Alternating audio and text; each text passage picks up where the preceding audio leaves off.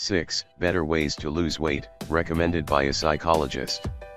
A psychologist shares 6 simple tips that could help you lose weight. Always looking for new ways to lose weight, but nothing seems to work? Next question, ever wondered how a mind expert would weigh in on your weight loss goals? Glenn McIntosh is a leading psychologist and an expert in weight management psychology. Here is his take on the best ways to lose weight for you.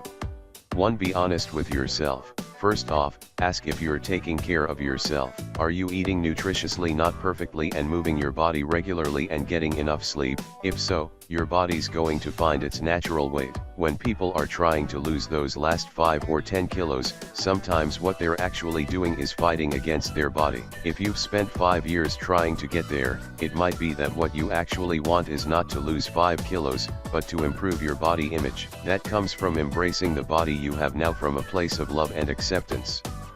2. Eat more mindfully.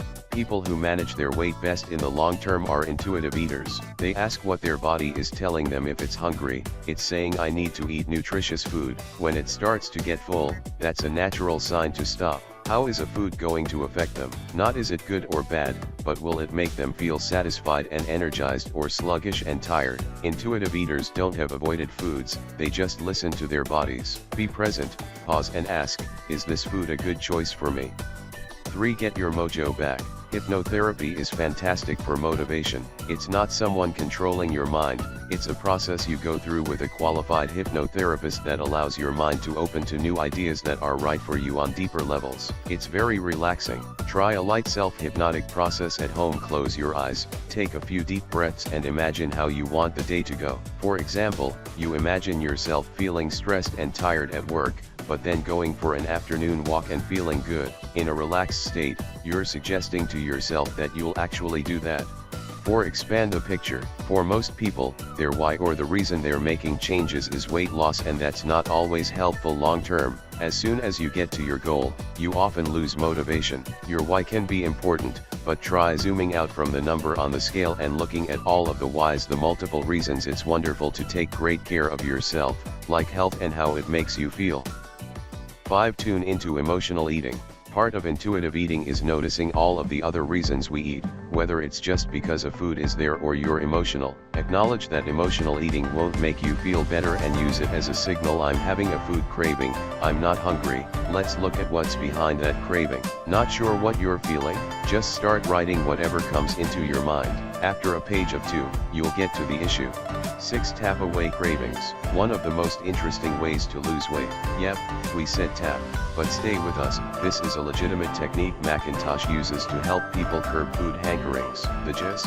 When you have a craving, tapping on certain acupressure points on your face and body, like the corner of your eye, under your collarbone and along the side of your body, sends a calming message to your brain, which helps you think more clearly and make better choices. When you do it, you can feel the craving just clear away, explains McIntosh. Science is on his side. A Bond University team scanned the brains of study participants before and after 4 weeks of DIY tapping therapy. They saw that the brain area that activates hunger and craving settled down after the month of people getting their tap on.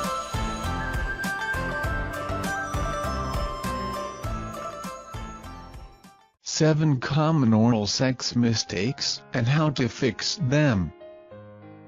Chances are, you're pretty good at oral sex. It's one of those sex acts where, unless you try to text while doing it or speak to your wife's genitals in a robot voice, you'll do fine, just fine. But you can do, and should aim for, better than fine. It's just a matter of recognizing and steering clear of some common mistakes. To help you do just that, we spoke to a few sex educators about the common oral sex mistakes men make, as well as some general advice. Some deal with communication, others with technique. All will help you become a master of the form. Thinking every woman's body is the same. It's easy to assume that if you've successfully pleasured one vagina, you've pleasured them all. But this is the wrong way of thinking. Each vulva likes something different, says Kate Scalisi, a pleasurable sex educator and relationship counselor. Don't assume that what worked on your last partner will work on your current one, or that you have some mind-blowing move that works on everyone. After all, when it comes to sex, there's no normal, only more or less common. Not asking what your partner likes. Communication is essential in every aspect of marriage, including pleasure. Before you get busy, or while you're kissing, tell them what you'd like to do to them and ask if they'd like that, says Scalisi. And please, don't overthink it. Something as simple as, "I want to lick you until you scream, do you like that?" will suffice. Affirmative consent doesn't have to be so hard, and it can be hot, says Scalisi. 3. Going too deep. It's far too common for men to focus on penetrative sex, so much so that even when men decide to change it up and incorporate some oral into the mix, they might be confused and think that the purpose is to tongue out the vagina, says Andy Duran, educational outreach and affiliate manager at Good Vibrations. Though inserting the tongue into the vagina can feel amazing for all parties involved, you don't need a tongue like Gene Simmons in order to perform cunnilingus. In fact, though cunnilingus can include all parts of the vulva, it's typically enjoyed most on or around the clitoris. Rushing your way through the experience.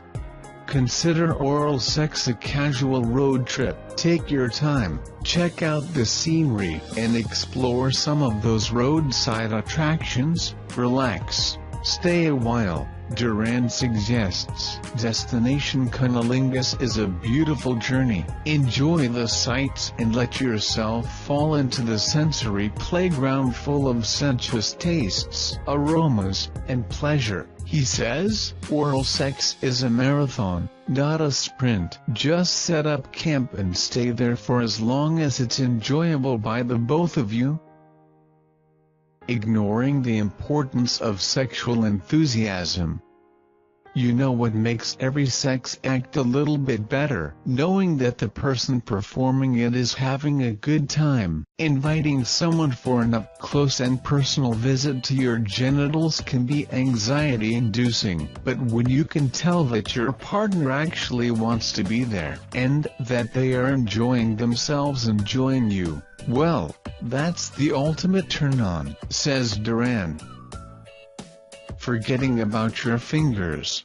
The tongue may be the star of the show, but your fingers are best supporting actor. Use your hands to caress their breasts, inner thighs, belly, and booty, or to hold down their hips while they try to squirm, says Scalisi. Use fingers to part their folds and get more direct clitoral, urethral, or vaginal stimulation. 7. Forgetting to check in.